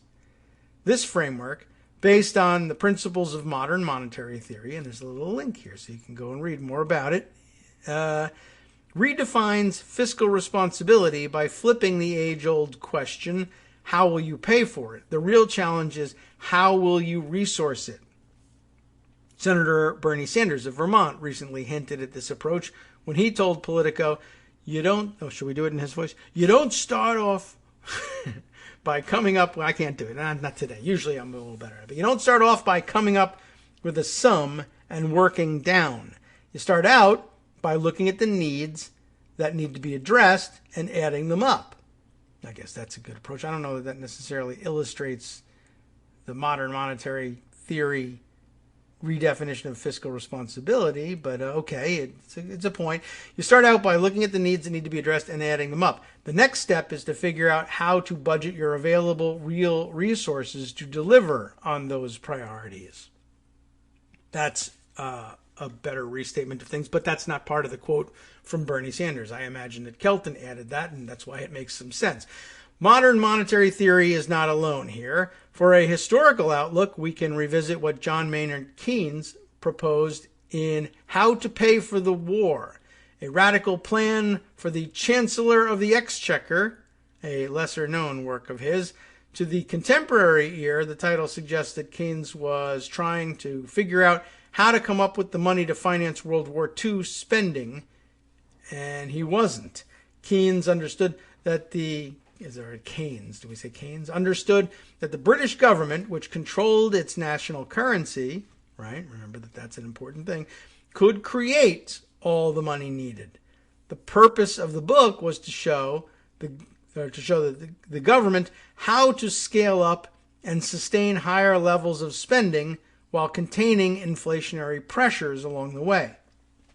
It noted the soldiers, bombers, tanks, combat gear, and more that would be needed to prosecute the war, and how the entire economy would need to be reoriented quickly to supply those things. We've all grown accustomed to thinking about taxes as an important source of revenue for the federal government. That's in part because it's easy to think of the federal government as being like state and local governments, which, without sufficient revenue from income taxes, property taxes, sales taxes, and more, could not finance their operations. Yet these entities don't have the federal government's currency issuing powers, which greatly changes the spending capacity of government. In 1945, a man named Beardsley Rummel, R-U-M-L, delivered a fiery speech before the American Bar Association entitled, "Taxes for Revenue Are Obsolete." He wasn't a crank. He was the chairman of the New York Federal Reserve Bank.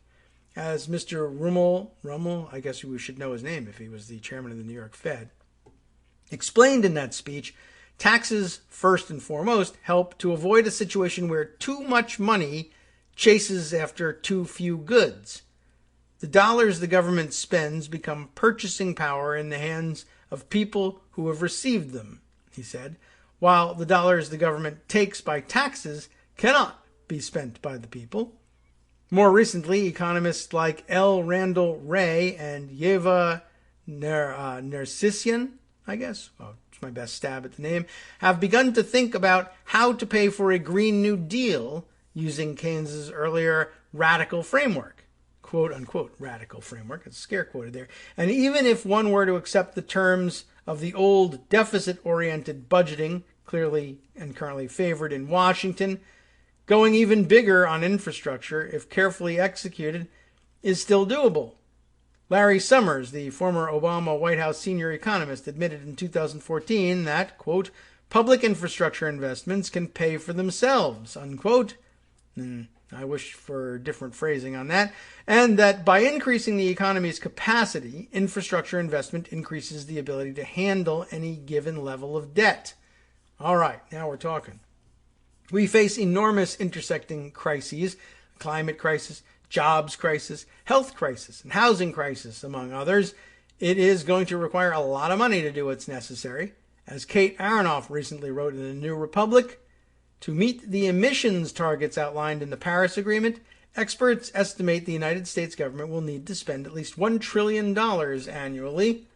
And the White House's infrastructure proposal, while historically ambitious, still falls far short of the scale of the problem. Ms. Ocasio-Cortez pointed out, for instance, that Mr. Biden's plan has a $40 billion investment in public housing for the entire nation, but New York alone may have that level of need. By focusing on how much revenue they think they can raise from a broad array of tax increases on the well-off, Democrats risk allowing the scope of their ambitions to be governed by the dated framework of fiscal responsibility in Washington and the political appetite for tax increases, rather than what is truly possible based on logistics in the real economy.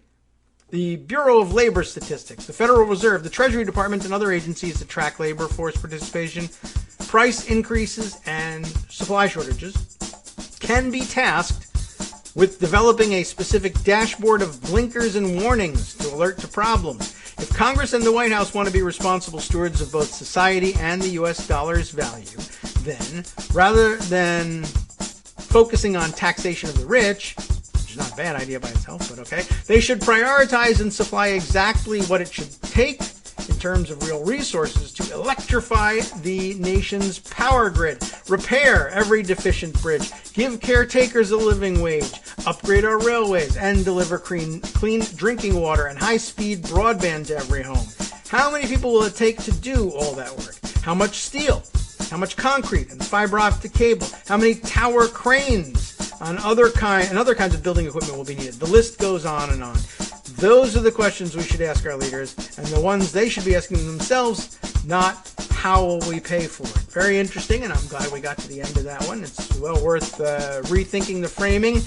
And now, well worth rethinking the framing of what you could be listening to on the radio this morning by staying tuned next for the West Coast Cookbook and Speakeasy with Justice Putnam, and we'll sneak in what we can about what he's got in store right after this.